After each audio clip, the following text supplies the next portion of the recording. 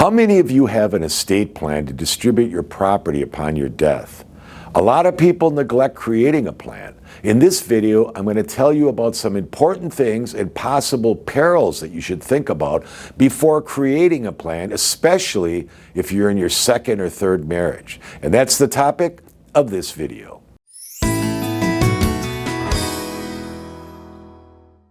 Hello again, everyone. I'm attorney Robert Flesses. If this is your first time here, now would be the best time to subscribe, because when you do subscribe, you'll know where to go to get answers to your legal questions.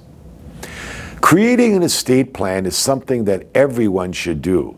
Usually, people don't even think about creating an estate plan until a member of their family passes, especially when their parents die. They begin to contemplate their own mortality. But there's something that most people don't consider. What is that, you may ask yourself? Well, here's an example. People get divorced and remarry. Both spouses may have children from their previous marriage and sometimes have children from their second marriage. The problem is usually triggered during a short-term second marriage. Let me explain. In your estate plan, the goal is to distribute your property, both personal and real property, to your survivors. The distribution could be to your spouse and or to your children, or the children from both marriages. Let's say that you have children from a previous marriage, but your current spouse doesn't have children or assets from a previous marriage. The important question becomes, when you die, who do you leave your assets to? Your current spouse, your children, both your spouse and your children? Let me give you another example. A husband and wife are middle-aged and decide to prepare their joint estate plan that includes a revocable trust.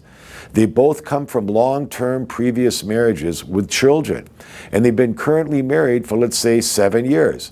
When they married, the husband owned a home for 25 years before getting married to the current wife, and the wife doesn't own any real estate, moves into the home upon marriage. The home is titled to the husband, and there's not a mortgage. Ultimately, it's the husband's wish to leave his home to his children from the first marriage. Those children can either buy out the other sibling or sell the house and divide the proceeds. To appease the current wife of 7 years, the husband decides to allow the wife a life estate, which allows the wife to occupy the home until the wife either passes or remarries. Well, the wife didn't like that idea. The wife's argument is that the home should pass to the wife upon the husband's death. The husband argues that the home was brought into the marriage and should pass to the husband's children, and no portion should go to the wife's kids. The potential scenario is that when the wife passes, the wife, as a successor trustee, would revoke the trust and create a separate trust, giving the property only to the wife's children, leaving out the husband's kids. Sometimes this argument could result in another divorce. I've seen it happen. One solution would be to create a revocable trust that automatically converts to an irrevocable trust upon the death of either spouse. That still may not solve the wife's problem with the plan. Another solution would be for the husband and wife to agree to equally divide the entire estate between all the children from both previous marriages. Another solution would be to discuss this issue before getting married a second time.